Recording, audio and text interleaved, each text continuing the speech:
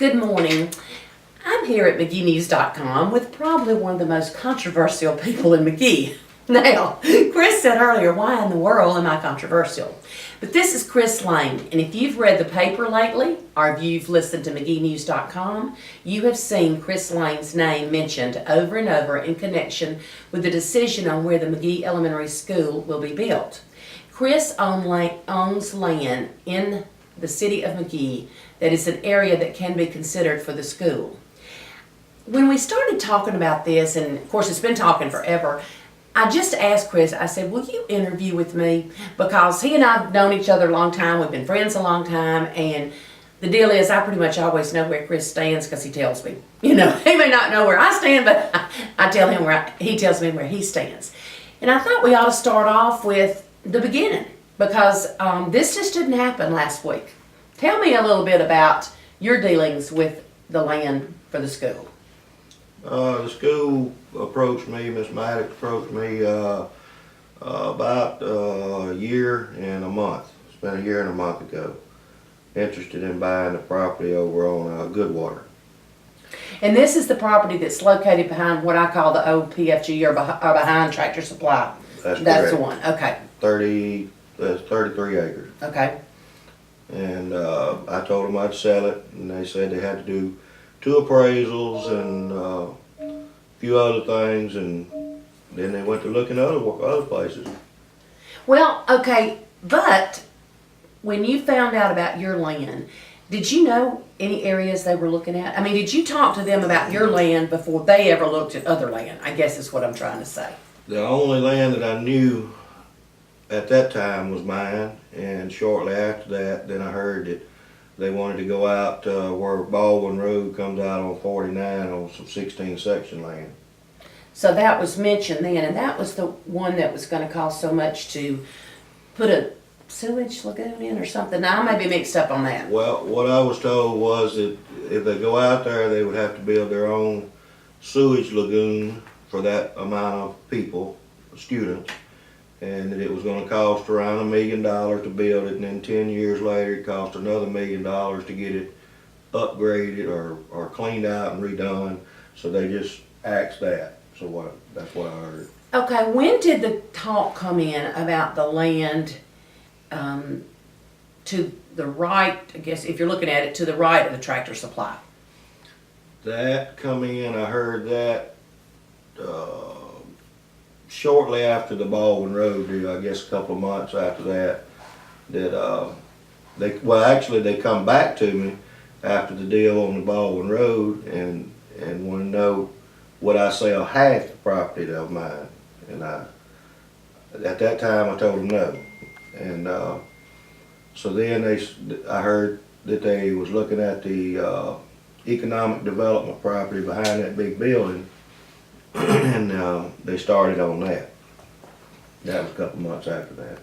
Okay, so when they first talked to you about their land, did they go look at your land, or did they get the appraisals, or just talk to you? Strictly talk? Just strictly talk, and when they turned down, or when they backed out the first time, there was no paperwork or no realtor involved, and I told them here's the appraisal I had, and that's what I sell it for. Appraised value, not a penny more.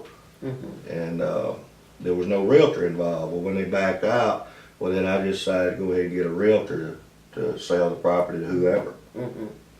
Okay, I know that there was one area of land that was shown that was, again, to the side of Tractor Supply, with it actually, I guess you would have said the school would have been facing toward Tractor Supply, with a road running in front of that. That's were correct. you were at that meeting when that unveiling was done of that drawing?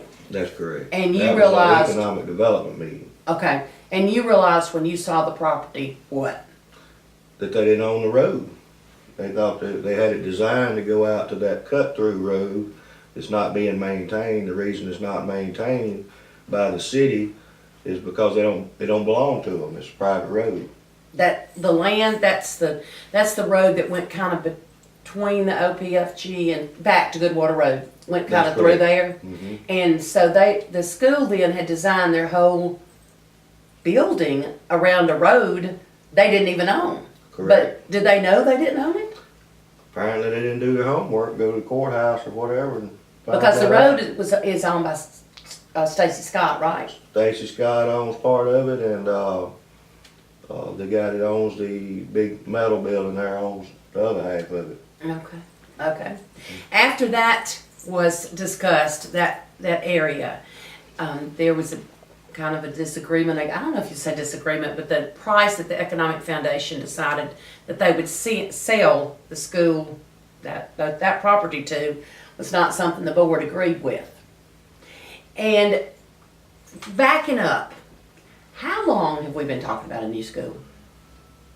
Well, we needed one for 10 years now, but I get it's been over a year, a little over a year. Okay, but it's been over a year since we actually started looking at spots, but well, hadn't there been a lot of, or well, I don't know, maybe there wasn't homework done before. I don't know. I would think you would do your due diligence before you even started looking at anything as far as what type of school you're going to build, how big, what type of location, what, roads in and out. I mean, that's normally the way business works. Well, as most of you know, the places did not work out. The place that was supposed to be on the Economic Foundation land, that fell through. One thing that we all have to remember is the school, the elementary, has to be located within the city limits, right? Well, it don't have to, but if they listen to their engineers, the game changed back about 98 or so, maybe 2000, with all these regulations, hammered down on us from EPA, Board of Health, you name it. It's just regulation nation, and some of them's good, some of them's not. Some of them, you got to do now. You can't just run your storm water on somebody else's property. You have to route it. It all has to be engineered. It's a lot goes into it that I've actually learned over fooling with all the properties I fool with, and it's sooner or later it's got to be passed on to the consumer if you're going to grow. Because I don't think they're going to do away with regulations. Well, I think you're right. They're only getting tighter. I mean, that kind of stuff, though, engineers, know all the ins and outs on it. So that's the first people you need to talk to. Well, there's a lot more I want to talk to Chris about. And we're going to do several interviews because if you're like me, I never have more than about 10 minutes to watch something and to listen. But one thing I did want to say is that Chris has lived in Simpson County all of his life. He has a vested interest in Simpson County and especially in the McGee area.